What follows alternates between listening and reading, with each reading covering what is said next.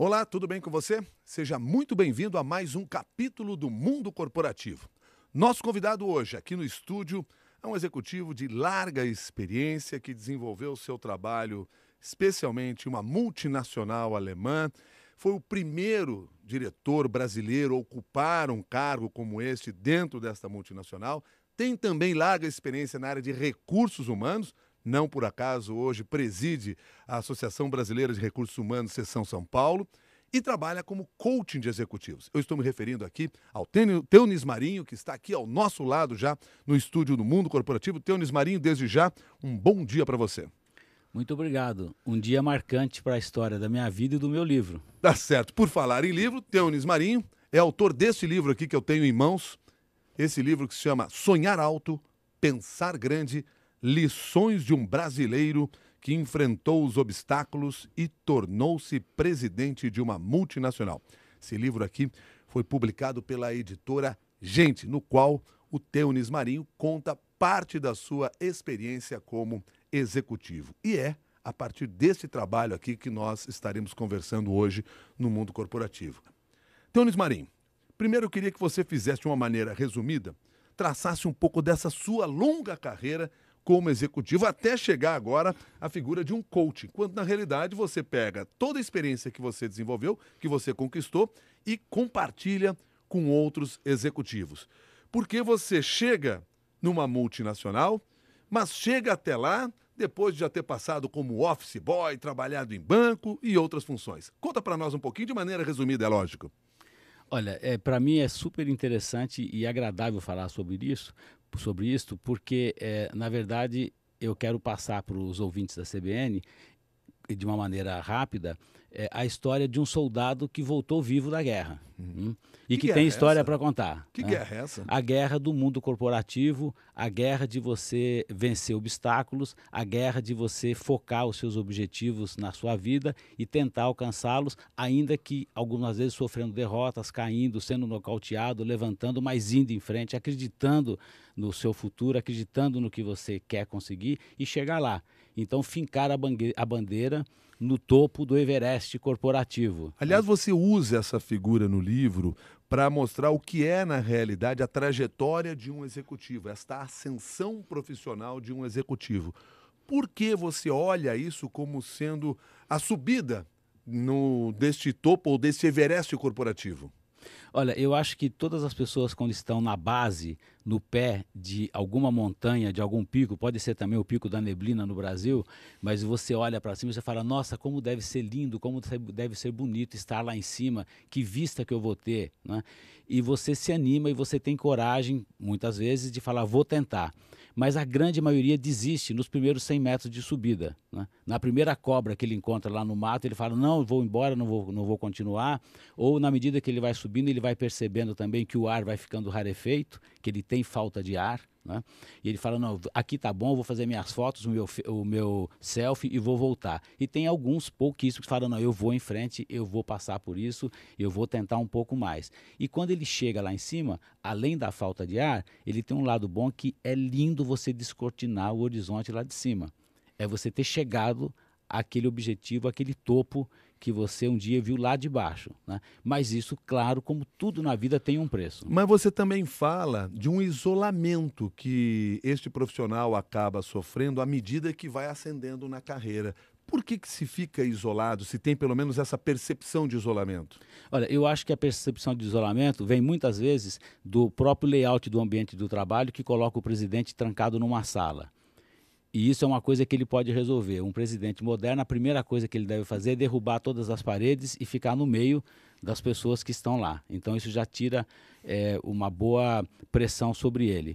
Eu digo que o poder, ele te isola também numa gaiola. Tem pessoas que falam que a gaiola é de ouro, mas não deixa de ser uma gaiola. Você fica preso dentro dela. Né? Então eu acho que isso é uma das coisas. E a segunda é que você também precisa, quando você chega no topo, não parar de olhar para baixo. Você não pode olhar só para o céu, né? Porque você precisa, voltando para o mundo corporativo, ter essas pessoas que é o seu time, que é a sua equipe, que vai fazer você levar a sua empresa, o seu objetivo para frente. Você precisa das pessoas. Uma coisa que eu percebi nisso que você está nos falando agora, quando citamos aqui a questão do isolamento, quer dizer, o isolamento ele pode acontecer muito mais por decisão do próprio executivo, ou seja, vai caber a ele se juntar às demais pessoas, não permitir que esse isolamento aconteça. Não é que as pessoas lhe abandonam, é você mesmo que se afasta delas, até porque estaria subindo demais no topo. É isso? Olha, o meu avô, Baronto, me disse uma vez, quando eu tinha 14 anos, o meu nome é Teunis, ele me chamava de Teninho. Ele falou: Teninho, eu acho que você é um menino esperto, que você é um menino inteligente, você está com 14 anos, olha, eu tenho um feeling que as coisas poderiam dar certo para você. Mas não se esqueça de uma coisa: a mulher, o homem mais bonito, mais rico, mais chique, mais importante do mundo. Quando morre, deu 24 horas, fede igual o mais humilde, o mais simples, o mais pobre. Então nunca se isole, nunca despreze pessoas de baixo, seja ser humano, imagine que o seu dia chegará também e que você vai feder igual qualquer um. Eu nunca me esqueci disso. Né? Bom, e você traz para nós aí, a partir dessa sua experiência, algumas lições que você reuniu logo na abertura do livro. Você fala aqui em 15 lições delas. Mas a primeira delas, você trata do sonhar alto e fazer planos desafiadores para o futuro. Lembrando que nossos olhos não ficam na nuca. Mas você acabou de dizer que a gente não pode deixar de olhar para baixo. Como é que é isso? Não é uma contradição? Não, porque você pode olhar para baixo com seus olhos na frente, não virando a nuca para baixo. Né? Eu acho que tudo na vida deve começar com um sonho. Né? E o difícil é você fazer aquele sonho tornar-se realidade muitas vezes, que é o trabalho, que é a luta, que é o planejamento. Mas se você não sonha, né, você não consegue estabelecer aonde você quer chegar. Bom, sonhar alto demais não pode assustar as pessoas, fazer com que elas pensem assim: eu jamais serei capaz de alcançar aquela meta? Olha, eu acho que esta altitude do sonhar alto, cada um tem que ter a sua. Né? Eu digo sempre que o poder, ele se mede não por aonde você chegou, mas de onde você partiu. Né? Então, se você pegar, por exemplo, uma pessoa humilde que vem do Nordeste num caminhão, trabalhar em São Paulo, que mora debaixo da ponte, né, e que sofre, e essa pessoa consegue estudar, ele consegue terminar o primeiro grau, ele consegue montar uma loja, ele consegue montar algum negócio ou trabalhar numa empresa e chegar a ser um supervisor, a chegar a ser um encarregado. Este homem atingiu os pícaros da glória, ele está no pico do Everest. Por quê? Porque o ponto de partida dele foi muito difícil. Então, essa pessoa tem um valor tão grande como o George Bush, que virou presidente dos Estados Unidos, mas o pai dele é um dos grandes sócios da Texaco, era o ex-presidente dos Estados Unidos, o avô dele era um bilionário, quer dizer, então as coisas eram favoráveis para ele. Né? E ele chegou também nos picos da glória. O Obama, para mim, é um exemplo também desse que veio lá de baixo, que nasceu no Havaí, um filho de um pai africano, com uma mulher americana, com diversas adversidades, e ele chegou a presidente do país. Né? Em que momento você começou a sonhar em ser um executivo de uma grande empresa?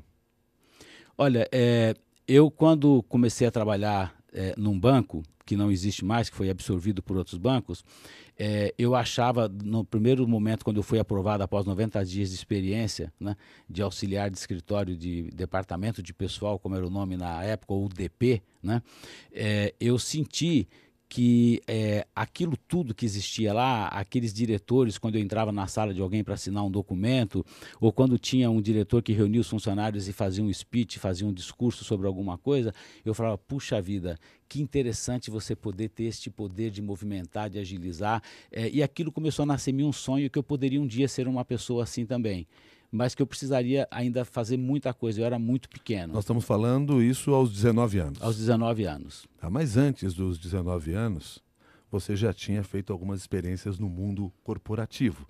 Talvez até não tivesse essa visão de que aquilo era o mundo corporativo. Seja como office boy, seja como vendedor de produtos de limpeza.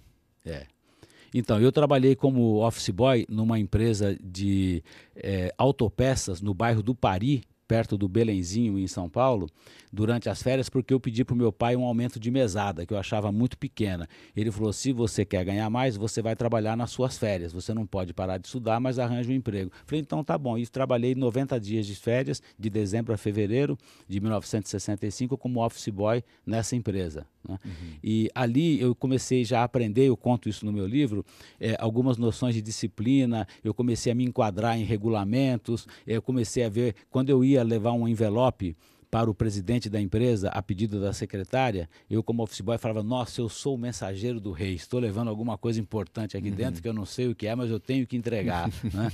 E essa empresa foi invadida numa época por sindicalistas, porque tinha uma época de greve, era o João Goulart, a Revolução, e quando começou aquela invasão e quebrar vidro, e quebrar sala, eu escondi debaixo da mesa do escritório do chefe, e ele falou para mim, foge, foge, eu nunca corri tanto na minha vida, eu cheguei em casa, acho que ganhando assim uma Olimpíada, né?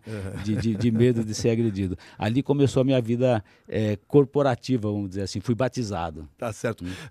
Eu falei de algumas das lições que você apresenta logo no início do livro, outra delas é que eu aponto aqui, quando você diz assim, não cultive relacionamentos destrutivos, eles são epidêmicos. Mas, ao mesmo tempo, a gente percebe que nessa sua ascensão, principalmente dentro da Bayer, onde você desenvolveu boa parte desse seu conhecimento, onde você cresceu, se transformou em diretor, etc.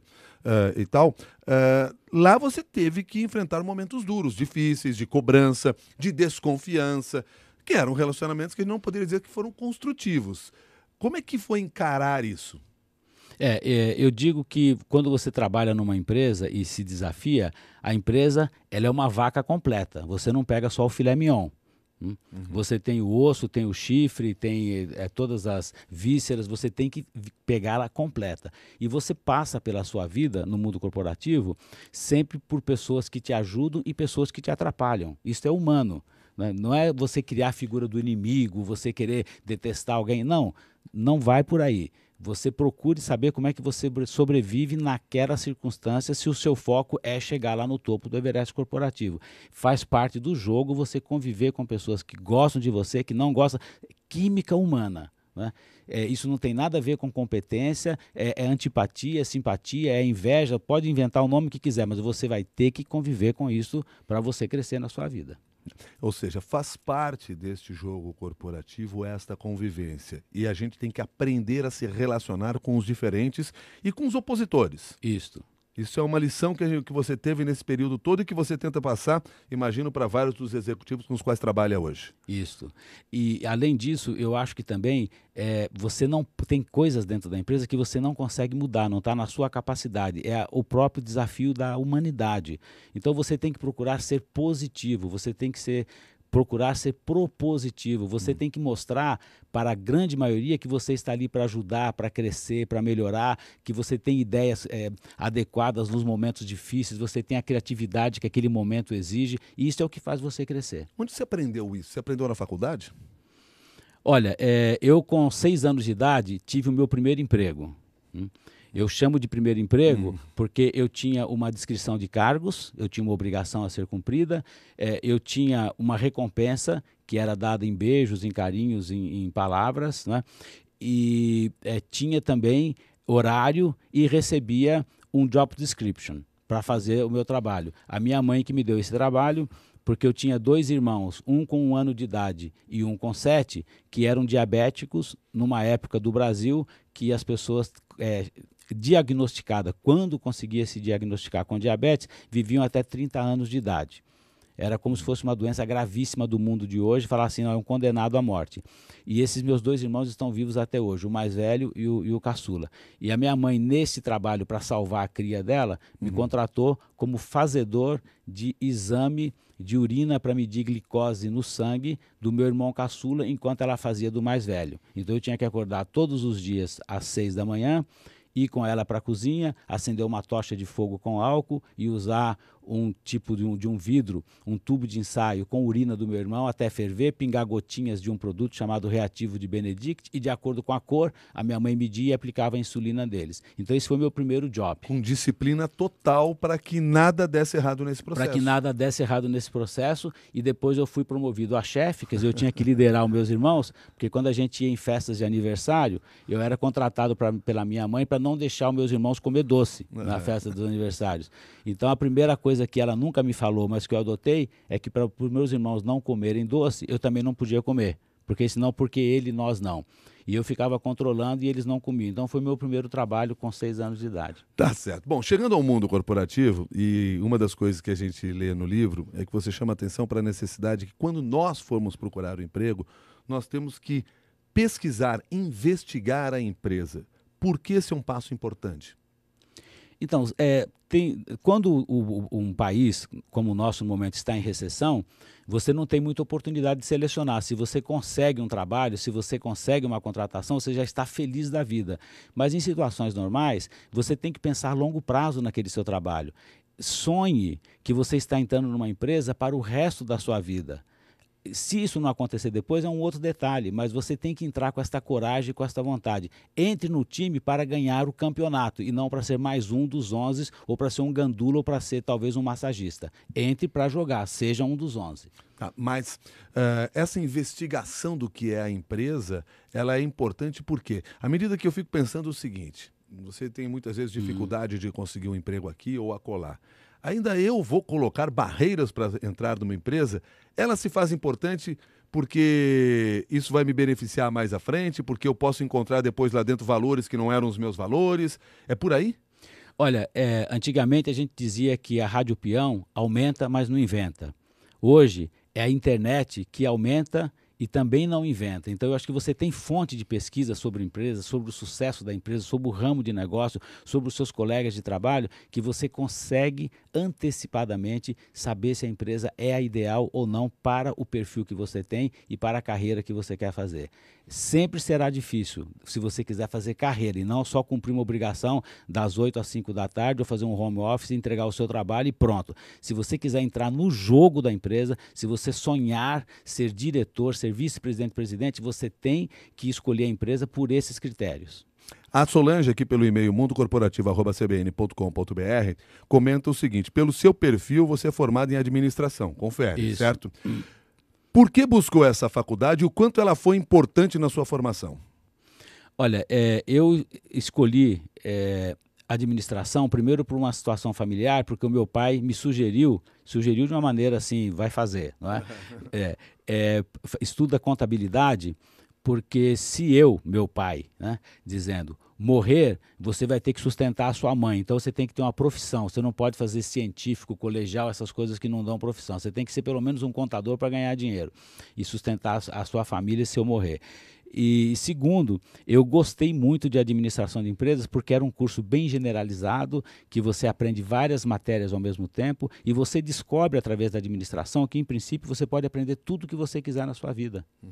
Quer dizer, a administração se transforma numa base importante para depois qualquer outro tipo de trabalho que você vai fazer dali para frente. Pois é, eu fui um administrador que tive que estudar química para trabalhar com o meu produto quando eu dirigi mundialmente a unidade de negócio de óxido de ferro da Bayer. Eu tive que entender moléculas, eu tive que entender tecnicamente. Você não entendia de polímeros e todas essas coisas quando chegou na Bayer? Não.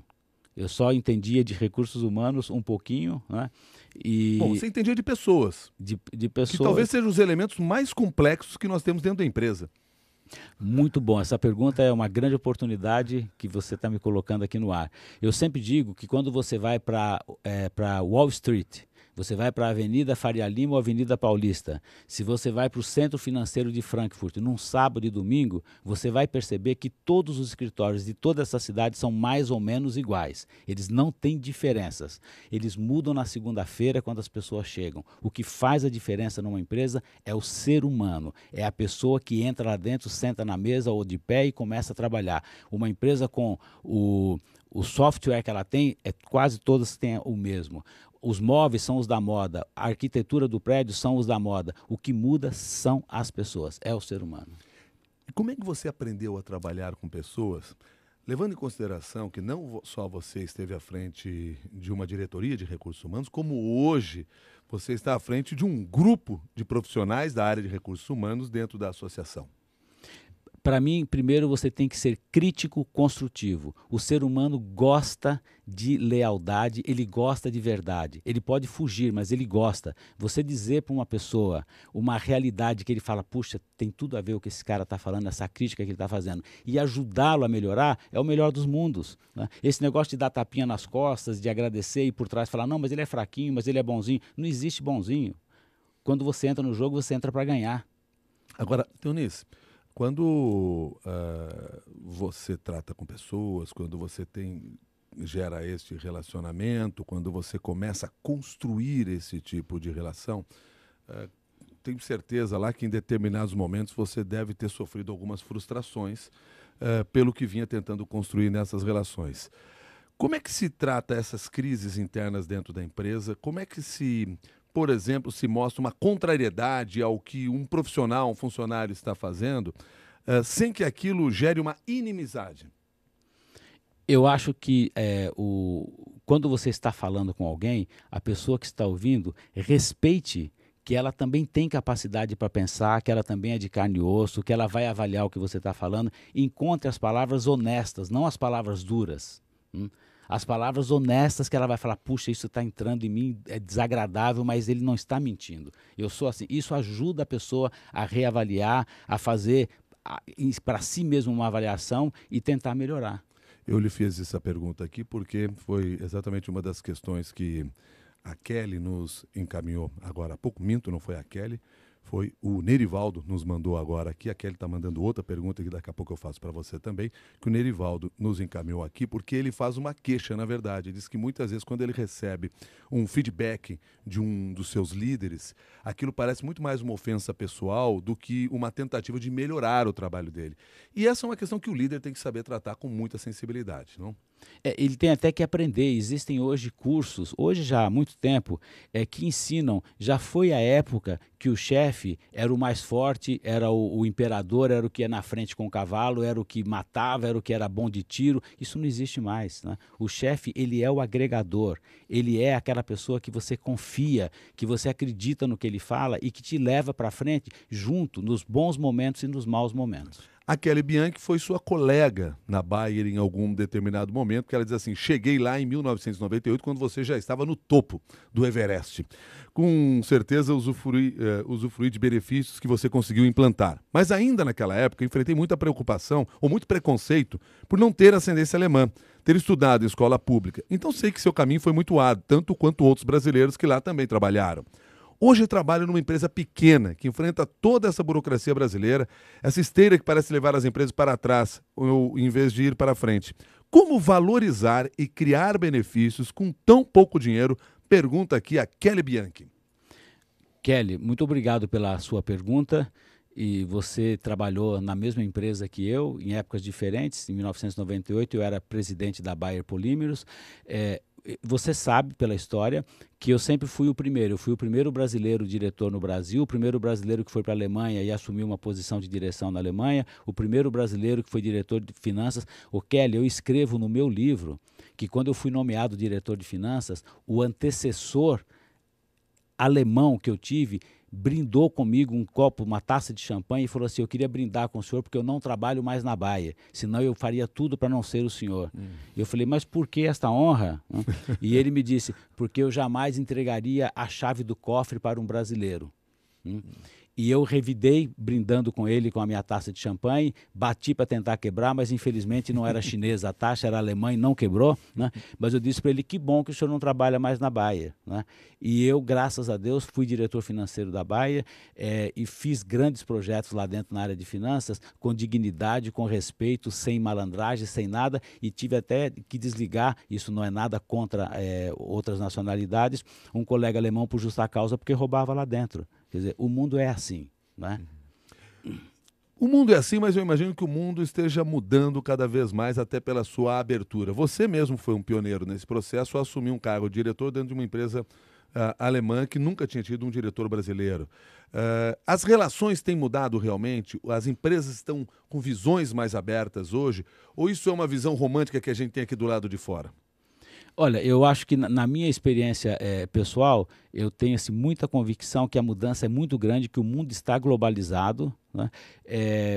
Esses meios de comunicação, a disponibilidade de informação faz que muitas coisas se desmistifiquem. Hoje você não precisa mais pegar um avião e viajar 11 horas para a Europa para, entre aspas, viajar.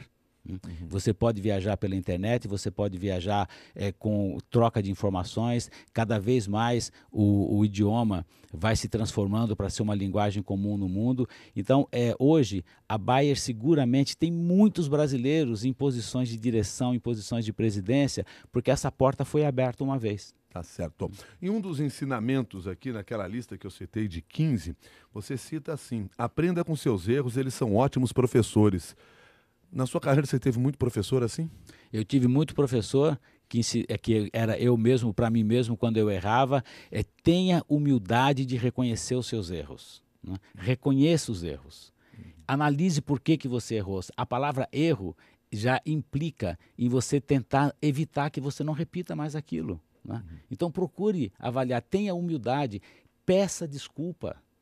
Se você fez um mal para alguém com o seu erro, calce a cara, vai lá e abraça a pessoa e fala, me desculpa. Se precisar, manda uma carta, um e-mail, um WhatsApp. Isso vale a pena, isso alivia o seu coração também. E evite o erro, porque você está aprendendo naquele erro. Ele é um professor para você.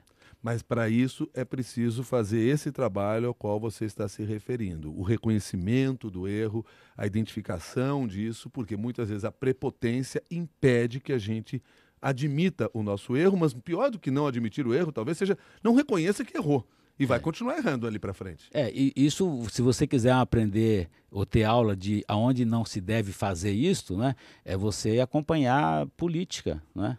Que as pessoas erram e não querem reconhecer, não pedem desculpas, elas querem que aquele erro vire uma verdade, e não é. Isso no mundo corporativo significa prejuízo para a empresa. Tá certo. Uma questão que eu queria levantar, porque você até citou um tempo atrás aqui, falou sobre mentor. Você teve muitos mentores na sua carreira? Eu tive 4 mentores fundamentais na minha carreira. Por que eles são importantes?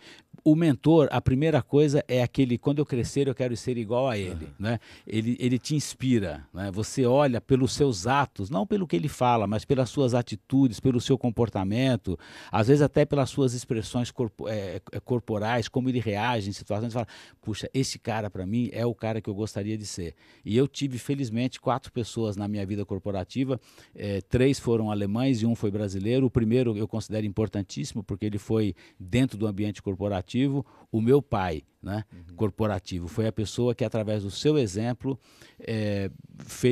me ajudou. E esta pessoa foi no lançamento do meu livro com 80 e poucos anos de idade, acompanhado da filha, me dá um abraço. Foi um dos grandes momentos de muita emoção que eu tive no lançamento do meu livro. Você hoje é mentor também? Eu sou mentor e coach para jovens presidentes de empresa. Para jovens presidentes de empresa. Então você está trabalhando com uma nova geração. Dá para identificar hoje quais são as grandes angústias desses jovens empresários? Ou são as mesmas angústias que você tinha na sua época? Olha, elas são travestidas de situações diferentes, mas elas se assemelham muito eu acho que com a história da humanidade. O peso da responsabilidade, né? Às vezes o sujeito ele tem um manequim 42 e está com um terno 50, então está sobrando, né?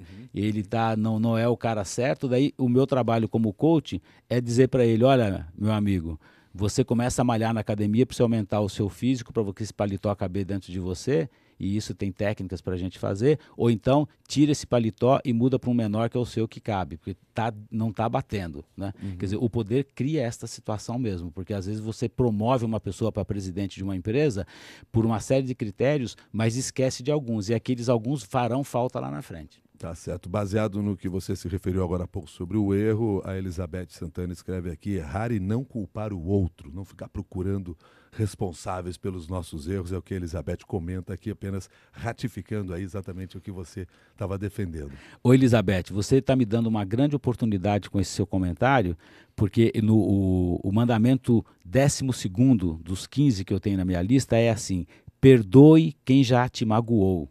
Você desocupará espaços para preenchê-los com coisas boas no seu coração. Tira as coisas ruins. Olha, o Shakespeare tem uma frase maravilhosa, um pensamento dele que diz assim, você odiar alguém é tomar você mesmo o veneno e querer que o outro morra. Tá certo. O Lorival, por sua vez, pergunta o seguinte, existe um tipo ideal de líder dentro de uma empresa? Eu acho que o líder ideal de hoje, né, ele é o líder agregador e que tenha ética.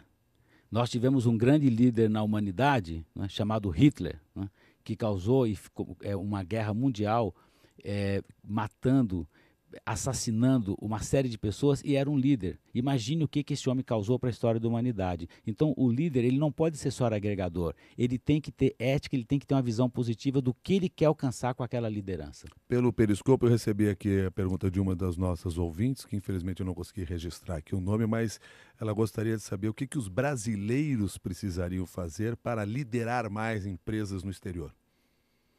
Olha, isso é crescente. Nós temos grandes líderes brasileiros assumindo cada vez mais empresas no exterior, e eu acho que um dos pontos fortes, assim como no esporte, nós podemos ser forte em futebol e fraco em esgrima ou alguma outra coisa, o brasileiro ele tem uma vantagem que é ele crescer numa sociedade multirracial e multicultural.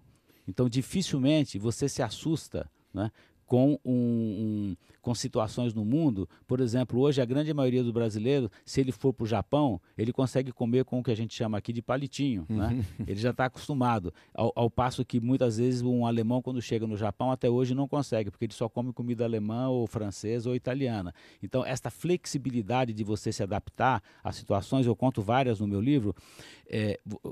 Ela não mencionou o nome, não é? Não, é que o nome dela passou aqui, eu não consegui mas registrar. olha, eu vou te dizer, eu trabalhando, incluindo o Brasil, eu visitei 58 países pelo mundo afora. E esta flexibilidade, a gente desperta também uma curiosidade, né? Você não se assusta com nada. Eu acho que isso faz do executivo brasileiro uma pessoa de sucesso, e a outra, claro, que é o preparo. Hoje existem escolas no Brasil de todas as áreas, com muita qualidade, existem bons MBAs, você pode fazer também trabalhos ou estudar fora do país com mais facilidade do que no passado. Quer dizer, o brasileiro hoje ele é um executivo bem disputado no mercado. O Marcão perguntou aqui pelo nosso Periscope o seguinte: o que você acha das empresas hoje estarem privilegiando mais os jovens para cargos executivos? Olha, eu não sei se é só privilegiar os jovens, mas também é uma situação onde o Brasil é um país muito jovem. Quando você pega a curva de idade, a curva etária do Brasil, existe uma disponibilidade muito grande de jovens. Mas eu posso responder para você que o ideal é uma mistura. A experiência com a força, com o dinamismo, isso dá uma combinação ganhadora. A Kelly, que havia feito uma pergunta anteriormente, está nos cobrando aqui o seguinte: a gente só falou de uma parte da pergunta dela, não respondeu a questão final, quando ela diz assim, ó, que é como aplicar, valorizar as pessoas e profissionais nas pequenas e microempresas que não contam com o orçamento de uma multinacional para oferecer benefícios para os seus colaboradores. Olha, Kelly, eu acho que trabalhar numa micro ou numa pequena empresa também tem as suas vantagens, porque você pode exercer várias funções ao mesmo tempo, e isso te dá uma independência de criatividade, de desenvolvimento, que você foge da burocracia das grandes empresas. Numa grande empresa, você tem que fazer muita política, você tem que defender muito os seus pontos de vista, você tem que passar por várias situações de comissões técnicas para avaliar aquele projeto. E quando você trabalha numa empresa pequena, muitas vezes você erra, mas você também tem a intuição do que dá certo, e isso traz uma flexibilidade, uma agilidade que uma grande empresa não tem. E, geralmente eu falo que é a diferença de um coelho e de um elefante, né? Então, o coelho ele é muito mais ágil e tem as suas fragilidades por ser pequeno, mas o elefante também ele é forte, mas para virar um elefante, dar uma marcha ré nele, não é fácil, não. Você planejou a sua saída da Bayer? Você planejou essa mudança de carreira? Eu planejei. Como é que a gente faz isso? Isso é uma recomendação que você passa a todos os profissionais para que eles percebam assim, o fim de um ciclo e a retomada de um novo ciclo? A primeira coisa é que eu acho que isso não tem uma idade certa, mas todos nós temos que criar novas etapas para a nossa vida, porque se você acha que você é o rei da cocada naquele trabalho que você faz e que você vive do seu passado, da sua glória, chega uma hora que a tendência é você se tornar uma pessoa ultrapassada, né? Eu hoje, por exemplo, eu confesso para você, se eu fosse voltar a ser um executivo, um diretor de marketing, um diretor de vendas, ou tocar uma operação mundial, talvez eu não teria a competência mais de um jovem de 42, 44 anos de idade, mas eu tenho muito para ensinar para ele, né? Então isso é o lado que eu tentei rever a minha carreira e procurar ajudar essas pessoas, e o meu livro nada mais do que isso, é um legado que eu quero deixar, né, para pessoas que começam lá embaixo, que não tem sangue azul, que não é filho de milionário, que é uma pessoa humilde que nasceu numa cidadezinha de 12 mil habitantes lá em Minas Gerais. A minha cidade chama-se Alto Rio Doce, ou como dizem as minhas filhas moderninhas, High Sweet River. mas eu acho que é possível você sonhar e você ir longe, né? E saia na hora certa. Eu acho que sair na hora certa. Eu estou muito feliz. Olha, eu tenho 64 anos de idade e eu fico muito feliz quando eu estou numa fila de um banco e a pessoa pede para eu sair da fila porque eu não tenho 64. Eu adoro, viu? Para fechar nossa conversa aqui, pergunta que chegou pelo Facebook também, que é a pergunta feita pela Elza, como despertar o nosso lado de líder? Olha, Isso é um exercício que a gente faz? eu acho que o líder, ele já nasce como uma pedra bruta. Às vezes ele termina como uma pedra bruta. Ele precisa ser lapidado. Porque liderar não é mandar. Liderar é você conseguir convencer pessoas para ir no caminho que você está achando que é o correto, né? E este processo, existe treinamento que passa desde a ética do que você está fazendo com essas pessoas. Por exemplo, você deve conhecer ou já trabalhar com um líder que é manipulador, que é um líder que é do jeito que ele quer. Ele te dá a palavra, mas na hora H vai sair como ele quer. Ele não recua, ele não aceita a sua opinião. Existe uma necessidade de você ter treinamento, de você estudar a liderança para você se tornar uma pessoa adequada para os objetivos da sua empresa. Nada mais é do que como num time de futebol, né? Você pega um grande jogador brasileiro com 17 anos e veja ele depois com 24 jogando num grande time europeu, olha a diferença que houve nele, não só fisicamente, mas no comportamento. Então ele foi evoluindo também. Isso acontece na liderança. Tá certo. Teunis Marinho, quero agradecer a sua gentileza de trazer parte dessa sua longa experiência como executivo, de alguém que passou por várias dessas etapas e hoje está aí dedicado a ensinar outros executivos como coaching e também como presidente da Associação Brasileira de Recursos Humanos, Seção São Paulo. Teunis, muito obrigado pela sua gentileza e até uma nova oportunidade. Muito obrigado. Sonhe alto e pense grande. Tá certo. Sonhe alto, pensar grande, ou sonhar alto, pensar grande, é o nome do livro assinado pelo Teunis Marinho, Lições de um Brasileiro que Enfrentou os Obstáculos e Tornou-se Presidente de uma Multinacional, livro esse publicado pela editora Gente, no qual você vai encontrar várias outras informações e lições para você também se preparar melhor e disputar aí esse grande mercado corporativo que nós temos à nossa disposição. E é uma disputa constante, como lembrou o Teunis lá no início, nós estamos aí tentando subir o Everest corporativo. Boa subida para você.